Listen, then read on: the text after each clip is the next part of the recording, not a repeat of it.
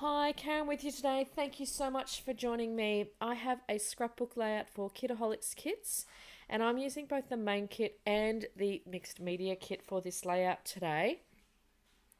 And I really wanted to feature the distress crayons and use some of the wonderful stencils that we got in the kit as well. I have pre-gessoed my white cardstock because I wanted to be able to move some of the colour around the page with my fingertips, and I felt that it was just a little bit easier to do that because I was going to add some water. So what I've done here is just with the distress crayon, I've just made drawn around the circle, and then using my fingers, which is your best tool when you're dealing with mixed media, and smushing that colour around. And I'm just utilising the stencil, putting those circles in no particular order. It is absolutely random. I did not think about this at all. At this stage, I was still toying with the ideas in my mind about what I wanted this layout to look like.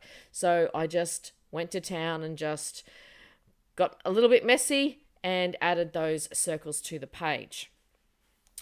Before I turn the camera on, I've also done a little bit of fussy cutting in that paper that was with the wedges. There was 4 wedges on the pages, 4 sort of sections on the page, and I've cut out the blue and the yellow ones, and I've also trimmed through the actual rays. My idea is they're going to form the background of my paper once I've got everything dried here.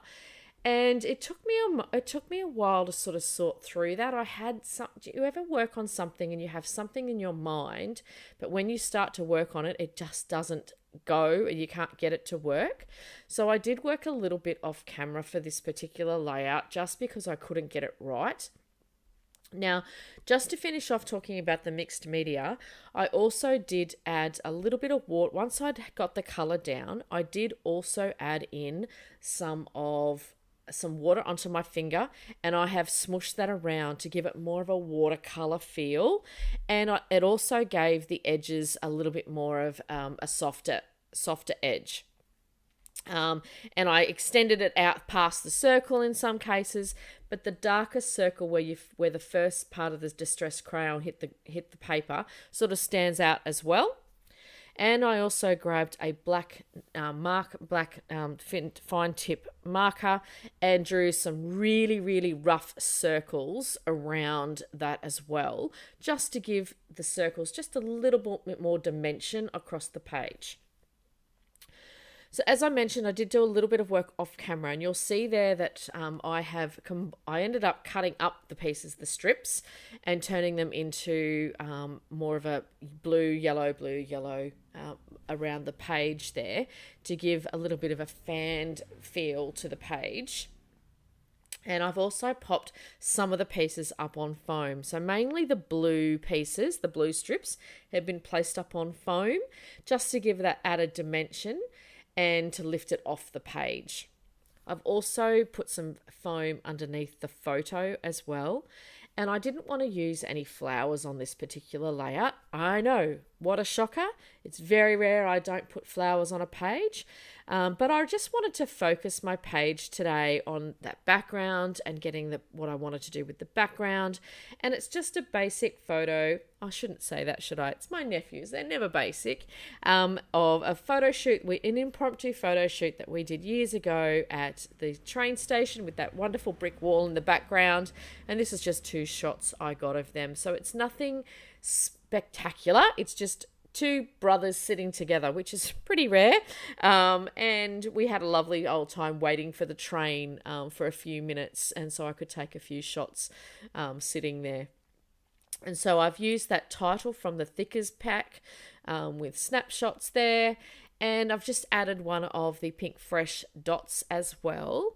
And then I've just used some of the ephemera pieces from the Jan Hadfield ephemera pack, just some of those wood grainy type features, and there's one that's a little bit of a sun, so it sort of drove it back to the sprays, I guess, or the wedges that I've put there. Now, I have put a butterfly on the page.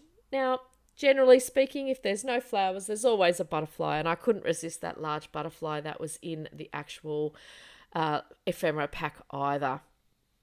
And once I was going through this layout, I realized that it wasn't grounded enough, so I wanted to put a background on the background. So put a frame around the background. So I do cut off some of the sides of the edges, and I've gutted that piece of paper, that black and white. It's quite a not one I was ever going to use as a full background because it's quite busy. Even though it's quite thin, but it's quite loud in your face. So I was never going to use that as a complete background. So I thought that would be perfect just to give the page just a little bit of grounding and frame that up. I do distress the edges quite a bit as well once I've glued it down. So for this one, I did glue it down to I found recently I used to use tape, double-sided tape to do this, but I have found that gluing this down, particularly when I've used mixed media, because the pages get quite heavy, it does work better if I do use some wet glue to actually stick that down. And now I did have this layout sitting on my desk for a few days as well because it just didn't seem quite right. I mean, I know I say that a lot, but I do often go back to my layouts a few days later and either take things off or add things on. And for this one, I didn't film it, but I have added an enormous amount of splatters to the page, and I think it really finishes off the page well. So you will see all that in the close-ups coming up in a moment. I will leave the store link in the description box below, and I have a heap of close-ups for you, particularly showing you all those wonderful splatters. I've used the shimmer gold that we got in a kit a few months ago, and I've also used Dina Wakley's white gloss as well, and I've used some distress oxides that I had in my stash as well, just to give it a little bit of colour. So I've used some blue and some yellow and some gold tones within that as well. So as always, I want to thank you so much for joining me today. I hope I've inspired you, or at least given you something to look at and enjoy for a few minutes of your time today. Again, thank you so much, and I will see you next time. Bye for now.